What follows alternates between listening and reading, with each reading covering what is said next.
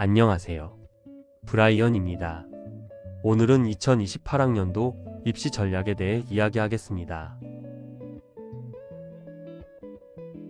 지난 문재인 정부는 서울 소재 16개 대학의 정시 모집 비중을 40% 이상 늘리도록 강제했습니다.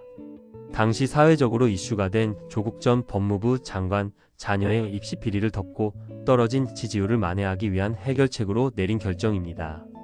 서울 소재 16개 대학만 콕 집어 정시를 확대하라고 강제하다 보니 자연스럽게 이들 대학의 서열화가 고착되었습니다. 학교 공부를 버리고 심지어 자퇴까지 불사하는 정시 파이터들은 오로지 서울 소재 16개 대학만을 바라보고 정시에 올인합니다.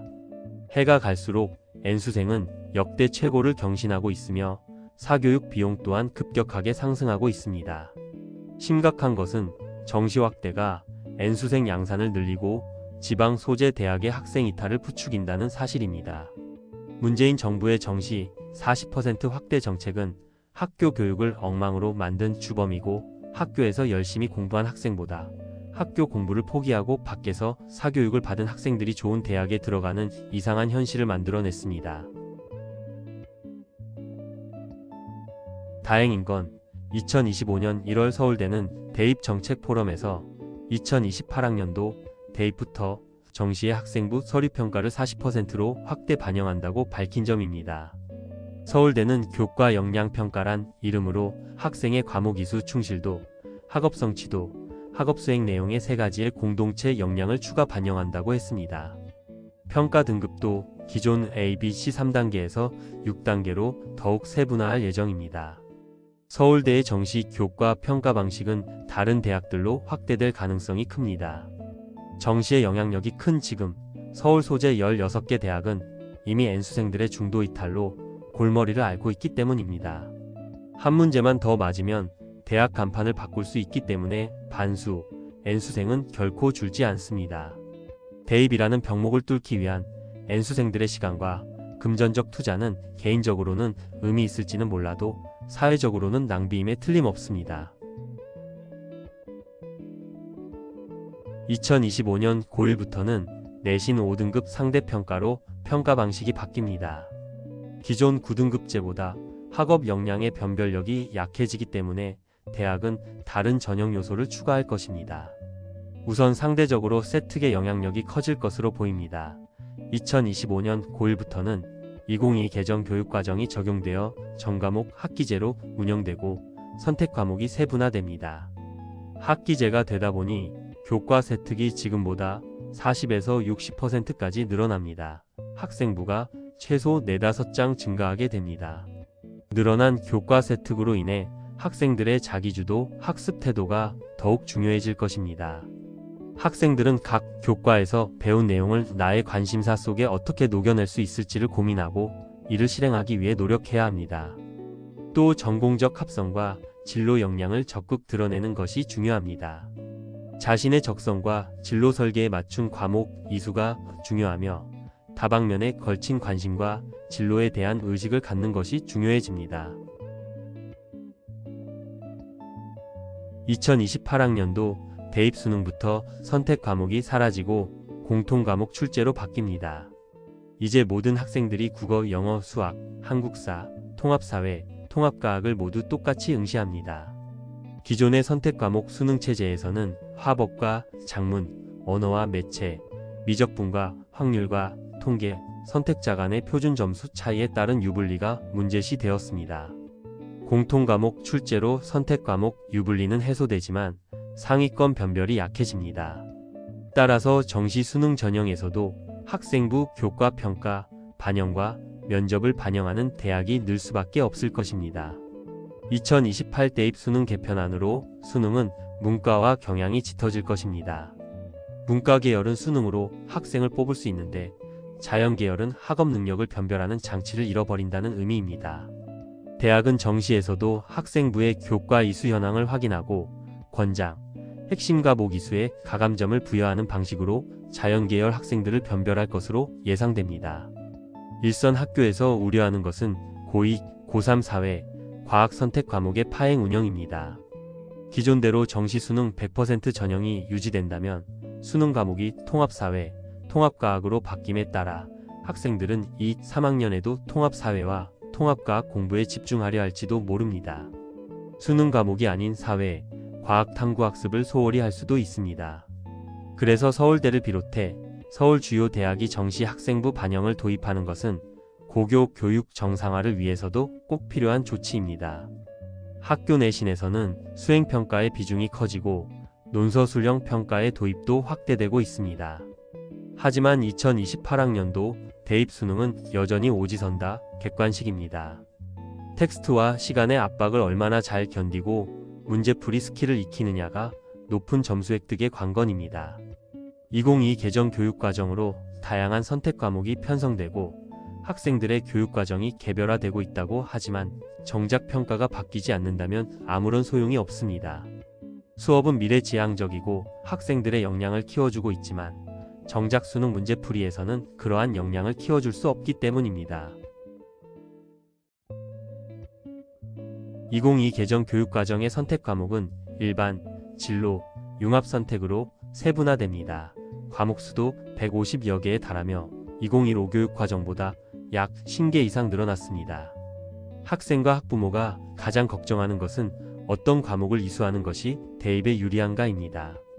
전공 적합성은 해당 전공학업에 필요한 과목 이수와 학업 성취도, 전공에 대한 지원자의 관심과 열정, 전공과 관련한 자기주도적 진로 탐색 활동을 모두 포함합니다. 따라서 어떤 과목을 듣느냐가 중요한 게 아니라 어떻게 진로를 설계하고 그에 맞춰 어떤 과목을 선택할지 고민하는 게 중요합니다. 최근 대학에서는 전공 적합성을 진로 역량이라는 이름으로 폭넓게 사용하고 있습니다. 인문계 분야에 진학을 희망하는 학생은 내신 성적을 우선시하는 게 좋습니다. 내신을 잘 받을 수 있는 과목으로 이수하는 게 바람직합니다. 인문계열은 특정 과목의 이수가 전공학습에 미치는 영향력이 자연계열에 비해 적기 때문입니다. 반면에 자연계열을 희망하는 학생은 전공학업에 필요한 기초 과목의 이수 여부가 대입평가에도 반영되고 실제 대학의 학업에도 영향을 주기 때문에 맞춤형 과목 이수를 먼저 고려하는 것이 좋습니다. 대부분의 대학은 자연계열 핵심, 권장 과목을 제시하고 있으므로 수강 신청 전 꼭 확인하고 자신의 전공 분야에 맞게 선택하면 됩니다. 2028 대입부터 공통 과목에서는 통합사회와 통합과학이 수능 과목이 됩니다. 교육부는 얼마 전 통합사회, 통합과학을 비롯한 2028 수능 예시문항을 공개했습니다. 통합사회와 통합과학은 사회, 과학 전 영역에 걸쳐 분석적, 융합적 사고력을 평가하는 문항으로 출제될 것입니다. 일반 선택은 고등학교 단계에서 각 교과의 핵심 분야에 대해 집중적으로 배우는 과목이며 교과 학습의 중심을 이룹니다. 대입에서도 학업 역량을 판단할 때 가장 중점을 두는 부분이 일반 선택 과목입니다. 대학은 일반 선택의 등급, 원점수, 평균, 수강자 수, 성취도, 분포 비율 등을 확인하며 지원자의 교과별 성취 수준을 판단합니다. 이때 교과 세특도 세밀히 독해하면서 지원자의 수업 태도, 탐구 경험, 학업 관심도 등을 종합적으로 파악합니다. 우선 일반 선택 과목을 성실히 이수해야 해당 교과를 제대로 공부한 학생으로 판단될 것입니다. 2022 개정 교육과정의 진로, 융합 선택은 다양한 융합 학습과 실생활 연계 학습을 위한 과목들로 구성되어 있습니다. 실제 고교학점제에서 말하는 학생 과목 선택권은 진로, 융합 선택에서 구현될 것입니다. 학교는 교육과정을 편성할 때 학생들이 원하는 과목을 충분히 선택할 수 있도록 진로, 융합 선택 과목을 다양하게 개설하도록 노력해야 합니다. 특히 융합 선택은 수학과제 탐구, 사회문제 탐구, 융합과학 탐구 등 다양한 탐구 과목을 포함하기 때문에 인문, 상경, 자연, 공학 등 어떤 계열을 지원하든 대학은 유의미한 평가를 할 것입니다. 학생부 세특은 학생이 개별적으로 수행한 깊이 있는 학습을 확인하는 경로입니다. 세특은 정량적인 수치인 성적으로 확인할 수 없는 학생의 수업 참여 방식뿐만 아니라 학생의 관심도와 태도, 자기주도적 활동과 경험을 보여주는 자료입니다. 대입에서 그 중요도가 올라가는 이유는 추천서와 자기소개서가 폐지되고 다양한 비교과 활동이 대입에 미반영되면서 상대적 비중이 커졌기 때문입니다. 2025년 고1부터는 이수 과목수가 늘어나며 교과 세특의 양도 증가합니다. 또 학생의 학업 태도, 앞으로의 발전 가능성, 교과와 관련한 다양한 활동 경험, 교과 학업과 진로의 연관성 등을 중요하게 여기는 시대적 흐름과 부합한다는 사실도 세특에 더욱 관심을 갖게 합니다. 대학이 학생들의 세특에서 보고 싶어하는 것은 교사가 기록한 수업 내용이 아닙니다. 학생의 실제적 수업 활동을 보고 싶어 합니다. 교사는 학생의 성취 수준과 우수한 역량, 교과 학업 내용과 연계한 학생의 자기주도적 탐구 활동, 수업에 대한 흥미와 참여 태도, 수업이나 실험에서 보여준 창의적인 생각이나 문제 해결력, 학생 관심사 등을 기록하면 됩니다. 가장 힘이 느껴지는 세특은 교과 관련 독서 경험과 학생의 개인적 생각이 교과 내용과 잘 조화를 이룬 경우입니다. 학생은 교과 내용의 원리를 이해하고 나의 관점에서 교과 내용을 바라보고 활용하는 것이 필요합니다. 교과 내용에 자기 생각을 참여시킬 때 관련되는 책을 읽고 함께 참여시키면 더욱 큰 도움이 됩니다. 최근 주목해야 할 입시 트렌드는 크게 세 가지입니다. 무전공 선발, 의대 정원, 계약학과입니다. 먼저 무전공 선발에는 두 가지 유형이 있습니다. 제일 유형은 의학계나 사범계를 제외한 모든 전공을 선택할 수 있는 통합 선발입니다. 서울대 자유전공학부도 여기에 해당합니다. 제2유형은 단과대학이나 학부 내 전공만 선택하는 유형입니다. 기존의 계열별 모집 혹은 광역 모집과 유사합니다. 무전공 선발이 확대되면 수도권 대학의 경쟁률이 상승할 가능성이 큽니다. 그동안 지방 대학의 인기학과를 지원하려던 상위권 학생들이 수도권 대학에 무전공으로 지원하게 될 테니까요. 정시에서 무전공 선발은 수능 점수가 중요하지만 수시에서는 학업 역량이 중요합니다. 면접에서 전공 선택의 방향성에 대한 질문을 받을 가능성이 있으므로 권장 과목을 이수해두는 것이 좋습니다. 전과목 고루 성적이 좋은 학생들은 무전공 선발을 적극 지원하면 좋습니다. 2025년 의대 정원이 4,610명으로 확대되면서 자연계열 최상위권 학생들의 관심이 뜨겁습니다. 의대 정원이 지방 중심으로 확대되면서 지역 인재 전형이 의대를 진학하는 핵심 경로가 되었습니다. 지역 인재 전형은 수시와 정시 비중이 8대2 정도입니다. 비수도권 학생들에게 지역 인재 전형은 황금알을 낳는 거위와 같습니다. 지원 조건에 제한이 있어 경쟁률이 상당히 낮고 합격선도 전국 모집과 비교해 낮습니다. 학생부 교과 전형이 대부분이므로 내신이 높고 수능 최저가 가능하다면 적극 지원하는 것이 좋습니다. 전국 모집은 학종과 수능 전형으로 선발합니다. 학종으로 의대를 준비할 때는 학업 역량뿐만 아니라 공감, 소통, 배려, 이해, 관찰력, 세심함 등 의사 직종의 핵심 가치를 몸에 익혀야 합니다. 이를 바탕으로 MMI로 불리는 다중미니 면접을 충실히 준비해야 합니다. 2025년 의대 정원 확대 후 자연계열의 입시 전형에 큰 변화가 있었습니다. 하지만 2026년 의대 정원은 동결되었기 때문에 작년보다 경쟁률이 낮아지고 합격선이 오를 것으로 예상됩니다. 교육부는 2026학년도 의대 모집 인원을 2024년 수준인 3,058명으로 동결했습니다. 이는 2025학년도 의대 모집 인원보다 1,509명 줄어든 수치입니다. 정부의 의대 정원 확대 약속을 믿고 재수에 도전했던 N수생들도 당혹감을 감추지 못하고 있습니다. 올해 상위권 입시는 말 그대로 전쟁터가 될 것입니다. 대학이 기업과 협약을 맺고 그 기업을 위해 하나의 학과를 운영하는 채용 조건형 계약학과도 최근 주목받고 있습니다. 계약학과에 입학하면 학비 보조와 해외 탐방 및 실습 기회를 얻을 수 있습니다. 가장 큰 혜택은 비교적 쉽게 해당 기업에 입사할 수 있다는 것입니다.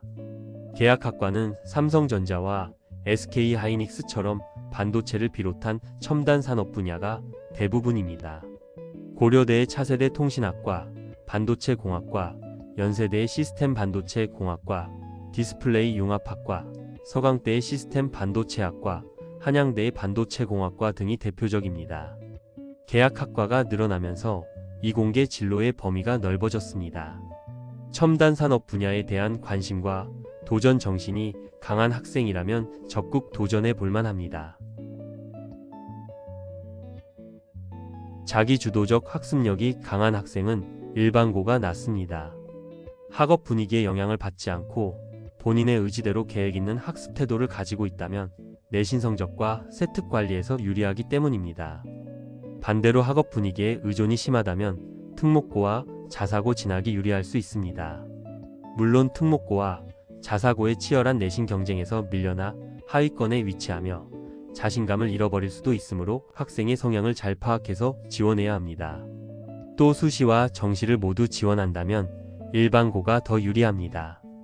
영재학교와 특목고는 수시에 집중되어 있습니다. 자사고는 수시와 정시 모두 지원하지만 정시 경쟁력이 우수합니다. 정시는 N수생이 절대 유리합니다. 만약 N수로 정시를 준비한다면 굳이 비싼 학비를 내면서 자사고를 다닐 필요는 없습니다. 최근 최상위권 학생들의 관심을 모으고 있는 의대 지원은 일반고와 자사고가 유리합니다. 실제 수시 일반고에서도 의대 합격자가 늘고 있으며 지역 인재 전형은 교과 전형으로 선발하기 때문에 내신 성적이 우수한 지역 일반고나 자사고가 절대 유리합니다. 공학자나 연구자를 생각한다면 영재학교나 과학고, 상경, 법조 계열을 희망한다면 외고나 국제고, 자사고가 더 유리하다고 볼 수 있습니다. 우리 사회는 이제 똑똑한 인재보다 쓸모있는 인재가 필요합니다. AI가 요약, 분석과 추론은 인간보다 훨씬 똑똑하기 때문입니다. 고교학점제는 학생 교육과정의 개별화를 의미합니다. 동질화 교육시대의 산물인 수능은 기본적으로 똑같은 콘텐츠를 평가하는 시험입니다. 그래서 시대 변화의 흐름에서 보면 역주행이나 마찬가지입니다. 이와 달리 다양한 학교 생활을 각자의 맥락에 맞게 평가해주는 학종이 더욱 타당한 방법이라고 전문가들은 말합니다. 동일한 내용을 테스트해서 채점하고 성적을 내는 지식평가로는 사회가 요구하는 역량 중심의 인재를 키우기 어렵기 때문입니다. 역량 있는 인재를 키우려면 대입도 종합평가로 바뀌어야 합니다. 종합평가란 다면평가를 말합니다. 학생이 콘텐츠를 얼마나 많이 알고 있는지를 확인하는 것이 아니라 그 콘텐츠와 관련해서 어떤 경험이 있는지, 그 콘텐츠를 가지고 어떤 식으로 활용할 생각이 있는지, 또 그걸 어떻게 확장할 계획인지 등을 폭넓게 점검하고 확인하는 방식을 가리킵니다. 역량은 지식을 성찰하고 실천하는 과정을 통해 키울 수 있습니다. 학생들은 교과의 다양한 내용을 학습하여 풍부한 지식을 갖추는데 그치지 말고 각각의 지식에 대해 자신의 관점에서 깊이 성찰하고 여러 상황에 활용하는 실천적인 학습 태도를 갖춰 나가야 합니다. 마치 고등학교 3년간을 프로젝트 활동 기간이라 생각하고 매 과목, 매 학년, 매 시간 자신의 진로를 스스로 디자인한다는 생각을 잊지 말아야 합니다.